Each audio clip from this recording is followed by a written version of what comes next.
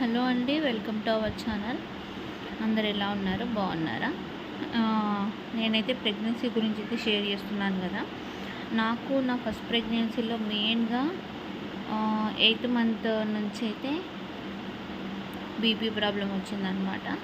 High BP అస్సలు control అవ్వలేదు. Daily 2 లేదా 3 ట్యాబ్లెట్స్ వేసుకోమన్నారు. అంత బీపీ వచ్చిందనమాట. బీపీ వల్లనే నేను 10 మంత్స్ అంటే నార్మల్గా మనకి ఎప్పుడు ఇస్తారు డేట్ అంటే 9th మంత్ నిండిపోయి 10th మంత్ వచ్చిన 1 వీక్కి మనకి సి సెక్షన్ అయినా కానీ నార్మల్కైనా ట్రై చేస్తారు.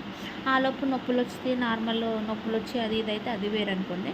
కానీ వాళ్ళు మనకి ఇచ్చే డేట్ ప్రకారం అయితే ఎస్టిమేషన్ డెలివరీ డేట్ అయితే 9 మంత్స్ ఫుల్గా కంప్లీట్ అయిపోయి 10th మంత్ పట్టిన తర్వాతనే ఇస్తారనమాట. బట్ నా పాపకి ఏమైందంటే నాకు బీపీ వల్లనే 9th మంత్ 17th డే అయితే డెలివరీ చేయాల్సి వచ్చింది. యాక్చువల్గా నాకు ఇంకా కూడా ఉంచుకుందామని ఉండే, బట్ డాక్టరు లేదు, ఈ మదర్ అండ్ బేబీకి ప్రాబ్లం ఏదో ఒకటి అయ్యే ఛాన్స్ ఉంది. బీపీ 180 190 అట్లా రేజ్ అవ్వడం స్టార్ట్ చేసింది. నాకు సి సెక్షన్ చేస్తాము అని 15 minutes ముందు మనకి కొన్ని గ్లూకోజ్ ఇంజెక్షన్స్ అవన్నీ వేస్తారు కదా. అప్పటి నుంచే నేను మెల్లిమెల్లిగా ఇట్లా కోమా స్టేజ్కి వెళ్ళడం, అంటే కోమా ఇన్ ద సెన్స్ అంటే నాకు నార్మల్గా అందరి పేషెంట్స్కి అలా ఉండదంట, బట్ తెలియని ఏదో ఒక డిఫరెంట్ ట్రాన్స్లోకి వెళ్తున్నట్టు అయిపోయిందనమాట. అనస్థేషియా ఇచ్చిన తర్వాత ఇక్కడ బాడీ అంటే ఈ నడుము నుంచి కిందికే మనకి తెలియదు, పైకి మనకు తెలుస్తుంది అనస్థేషియా ఇచ్చిన తర్వాత. బట్ నాకు ఫుల్ నేను ఒక మత్తులోకి వెళ్ళిపోవడం జరిగిందనమాట. దానికోసం నన్ను చెంపల పైన కొట్టడం, హార్ట్ పైన ప్రెస్ చేయడం అట్లా చాలా జరిగింది. సో బీపీ ఉంటే జాగ్రత్తగా ఉండండి. బీపీ రాకుండా ఉండాలంటే ఫస్ట్ ఆఫ్ ఆల్ ఏంటంటే ఇంట్లో టెన్షన్స్ ఉండొద్దండి. ప్రెగ్నెంట్ వైఫ్ ఇంట్లో ఉందంటే మెయిన్గా హస్బెండ్స్, అత్త ఫ్యామిలీ వాళ్ళు, అమ్మ ఫ్యామిలీ వాళ్ళు చాలా అంటే ఇఫ్ మూడ్ స్వింగ్స్ ఆటోమేటిక్గా మీరు ఎంత బాగా చూసుకున్నా మూడ్ స్వింగ్స్ వస్తాయండి డెఫినెట్గా. నాకు ఇప్పుడు 3 ప్రెగ్నెన్సీలో నేను ఎక్స్పీరియన్స్ చేస్తున్నాను కదా, ఎంత బాగా చూసుకున్నా మూడ్ స్వింగ్స్ వస్తాయి. ఆ మూడ్ స్వింగ్స్కి తగ్గట్టు కొంచెం ప్యాంపరింగ్ ఉన్నట్టయితే ఆమె ఎట్లా అంటే ప్రెగ్నెంట్ లేడీ ఉమెన్ అంటే ఒక చిన్న బేబీతో సమానం అనుకోవాలి మీరు. ఇంకా ఆ మూడ్ స్వింగ్స్ని మీరు అర్థం చేసుకోవాలి. లైఫ్ పార్ట్నర్ కానీ ఇంట్లో ఫ్యామిలీ మెంబర్స్ కొంచెం అటు ఇటు ఉన్నా కానీ లైఫ్ పార్ట్నర్ అర్థం చేసుకుంటే ఇంకా ఆమె ప్రెగ్నెంట్ లేడీకి ఇంకా చాలా భరోసా అనమాట. ఎందుకంటే ఎప్పుడు ఎలా ఉంటుందో తెలియదు, హెడేక్ రావచ్చు, ఓవర్ హెడేక్, చాలా సింప్టమ్స్ ఏర్పడతాయి అన్నమాట. అండ్ మనకు ఇంకొకటి ఏంటంటే కాళ్ళు వాపు వచ్చాయంటే, ఈమె నా పాప కాళ్ళు వాపు వచ్చినాయంటే డెఫినెట్గా బీపీ వచ్చే ఛాన్స్ ఉంటుంది అనమాట. సో జాగ్రత్తగా ఉండాలి. కాళ్ళ కింద దిండ్లు పెట్టుకొని పడుకోవాలన్నమాట, కాళ్ళు వాపు రాకుండా చూసుకోవాలన్నమాట. ఇంకా పర్టికులర్గా ఒక్క టాపిక్ గురించి చెప్పాలంటే బీపీ అనేది ప్రెగ్నెన్సీలో చాలా డేంజర్ అంటే డేంజర్ అనమాట. ఇంకా బీపీ వల్ల కూడా బ్రెస్ట్ ఫీడింగ్కి ప్రాబ్లం అయిపోవచ్చు.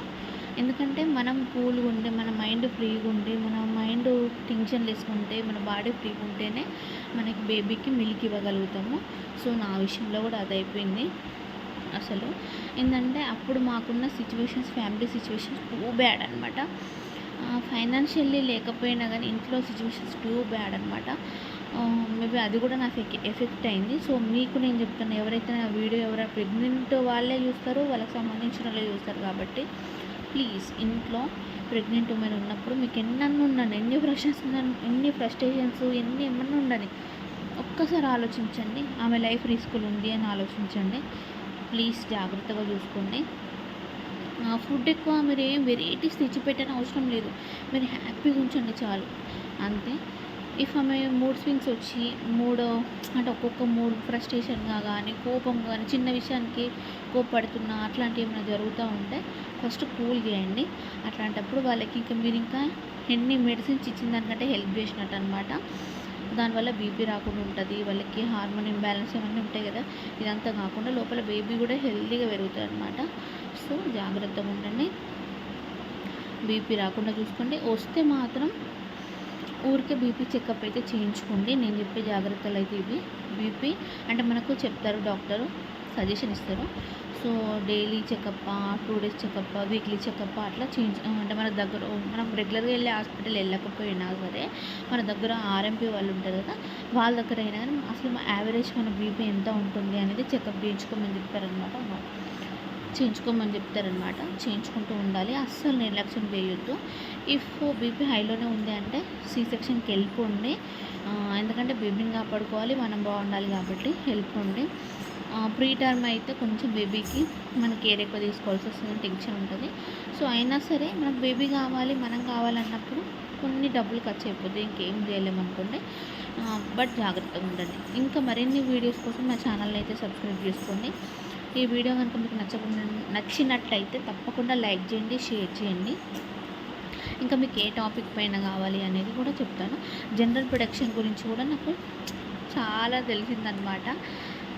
నేను చాలా ఫేస్ చేస్తున్నాను, అవన్నీ కూడా నేను మీతో షేర్ చేసుకుంటాను అనమాట. నెక్స్ట్ థింగ్, హాస్పిటల్ బ్యాగ్ అని ఇదని అదని హడావిడి చేసేస్తూ ఉన్నారు ఇప్పుడు యూట్యూబ్లో. అదంతా మనం సింపుల్గా ఎట్లా ప్లానింగ్ అనేది చేసుకోవాలని అది కూడా నేను మీతో షేర్ చేస్తాను. ప్లీజ్ నా ఛానల్ని ఫాలో అవ్వండి, ప్లీజ్ సబ్స్క్రైబ్.